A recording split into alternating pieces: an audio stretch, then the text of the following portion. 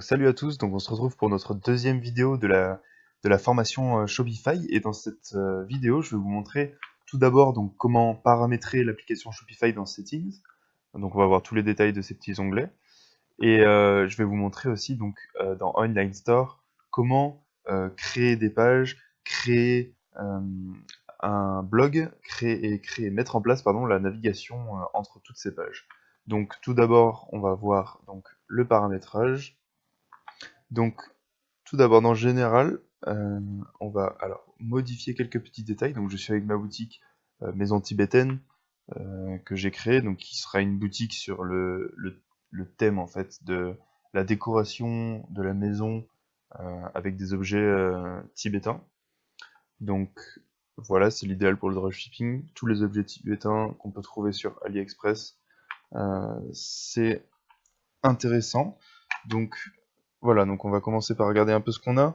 Donc store name, donc voilà, donc ça c'est bon. Account email. Donc là, vous mettez l'email qui restera privé en fait et que Shopify va utiliser pour vous contacter en fait, pour voilà, vous envoyer des notifications. Et là, customer email. Donc là, vous mettez l'email que vous voulez que vos clients voient et qu'ils puissent utiliser pour vous contacter. Donc moi j'ai mis les deux mêmes pour l'instant, mais vous n'êtes pas obligé de mettre les deux mêmes. Ensuite, donc voilà, donc l'adresse de votre business. Donc moi j'ai mis voilà, n'importe quoi, hein, c'est une adresse qui n'existe pas, pareil pour le numéro de téléphone. Euh, donc ensuite voilà, donc les formats que vous désirez. Donc je pense que la plupart d'entre vous vont choisir le système métrique et les kilogrammes, voilà, en euros. Et là, voilà, donc ça comment vous voulez gérer en fait les préfixes de vos de vos commandes. Donc voilà, ça le fait automatiquement hein, si vous mettez rien. Donc moi je laisse rien, je trouve ça bien. Donc voilà pour l'onglet général. Donc pour l'onglet voilà, Payment Providers, donc là on va voir donc comment est-ce que vous pouvez être payé par vos clients. Donc moi j'ai configuré Stripe, donc avec mon compte Stripe. Il suffit de faire Edit et ensuite bon, vous faites ajouter un compte là où vous cliquerez sur le bouton et faudra en fait créer un compte Stripe. Donc pour créer un compte Stripe, il me semble que c'est obligatoire d'avoir un numéro de siret, d'être voilà, donc vous pouvez faire un statut d'auto-entrepreneur ou moi je vous conseille le statut d'auto-entrepreneur parce que créer une vraie, enfin pas une vraie entreprise, je vais pas dire parce que c'est une vraie entreprise, le statut d'auto-entrepreneur, mais voilà, donc c'est plus facile que de créer une SAS ou une SARL. Donc je vous conseille vraiment le statut d'auto-entrepreneur et ensuite vous pourrez créer un compte Stripe pour recevoir les paiements de vos clients. Donc là ensuite voilà, donc j'ai configuré PayPal Express Checkout avec pareil avec mon compte. Donc là j'ai pas encore configuré comme ma boutique est toute nouvelle. Ça me dit que en fait après ma première vente ça PayPal m'enverra un email à maisontibetain@gmail.com en envoyant les instructions en fait pour mettre en place un compte PayPal PayPal Business. Sauf que j'en ai déjà un donc voilà ça sera plus rapide que d'en créer un mais pareil voilà pour PayPal Business c'est bien de le mettre sur votre site parce qu'il y a pas mal de gens qui payent avec PayPal.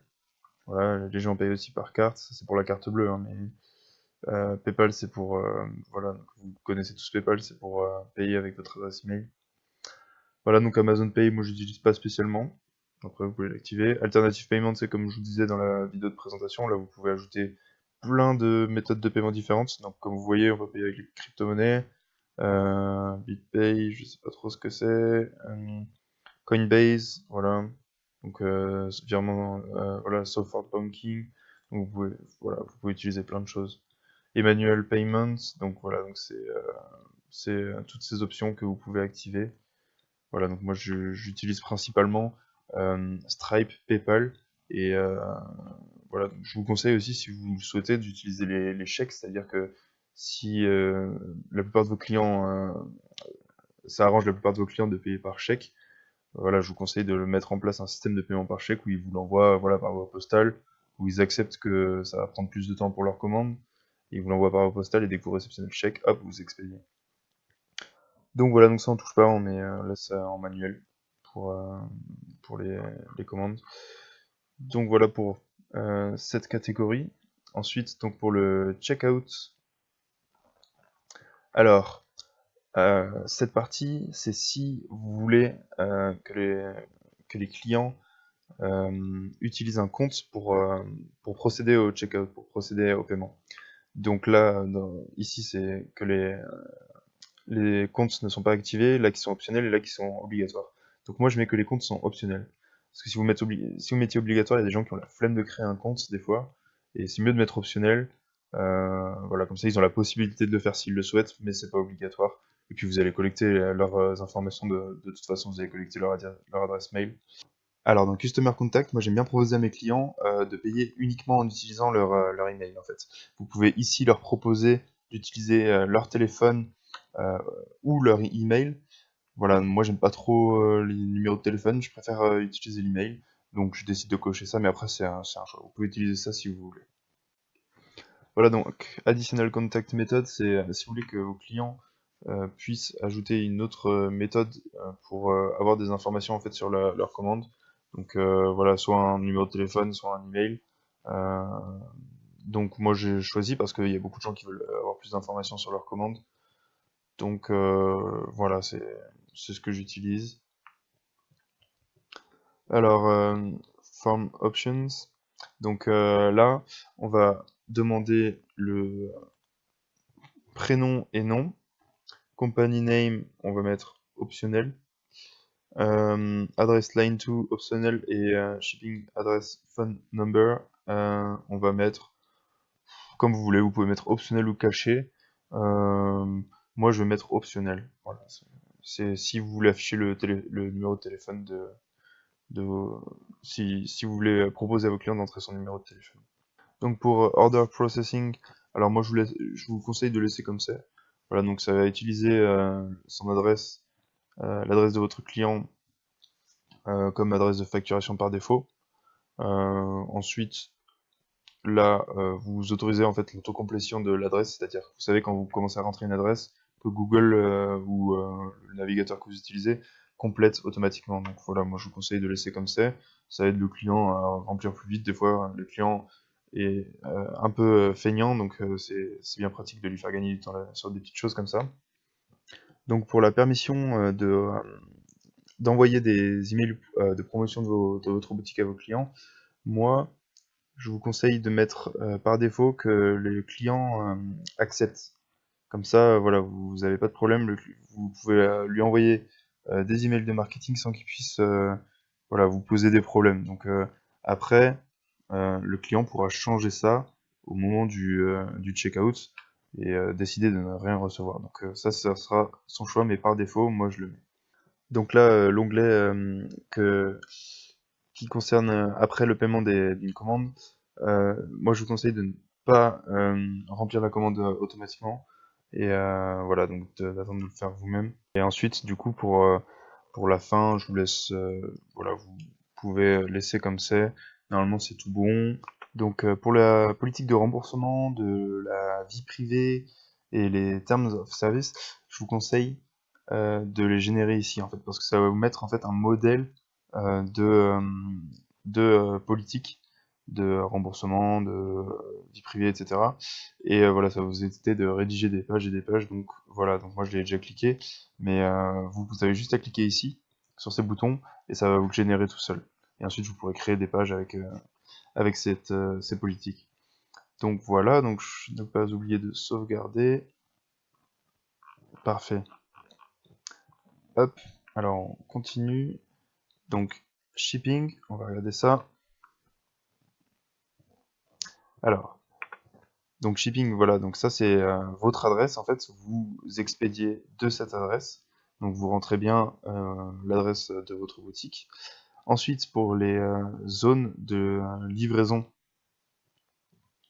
alors on va regarder ça ensemble. Donc là, vous pouvez ajouter des zones, donc ajouter des pays. Vous pouvez ajouter un prix de livraison qui est basé donc sur les montants des commandes, et vous pouvez baser un prix de livraison qui est basé sur le poids des commandes. Donc ça, nous, on va pas se compliquer la vie, c'est très simple. On va prendre les zones qui existent déjà, donc la France par exemple. On va cliquer sur Edit. Et là, on va supprimer les deux prix existants. Et on va proposer le... pardon, donc il faut rentrer un nom. Donc France. Donc pour la France, c'est gratuit. Voilà, donc ça, on sauvegarde. Parfait. Hop, on édite. Voilà, donc là, maximum order weight, 25 kg. Donc ça, voilà, on s'en fiche. De toute façon, ça va rien changer. Voilà, comme ça, vous êtes large.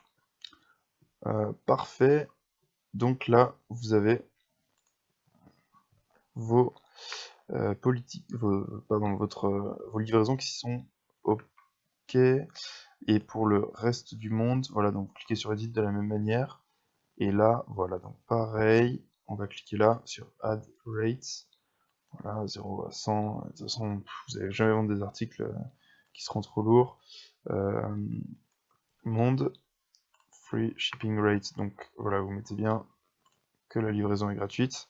Donc ça, c'est la technique de dropshipping. Après, si vous n'avez pas la même stratégie que moi de mettre la livraison gratuite, et ben, vous pouvez ajouter un prix de livraison donc basé sur des tarifs. Donc là, voilà, vous mettez le nom, et là, vous mettez la gamme en fait d'ordre. Donc vous mettez à partir de 50 € par exemple ici d'achat, et ben on vous fait la livraison gratuite. Ou sinon, voilà, vous pouvez fixer un montant pour la livraison.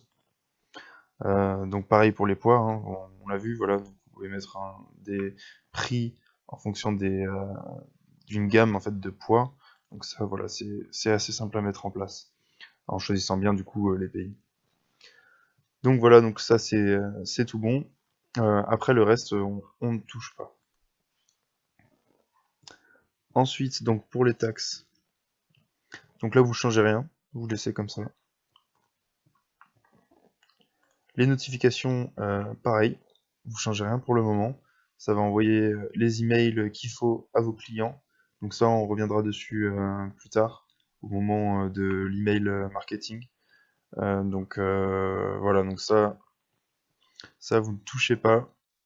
Ensuite, files. Files, en fait, c'est vide. Maintenant, il n'y a rien. C'est parce que en fait, vous avez toujours pas importé en fait d'images, de documents à votre boutique.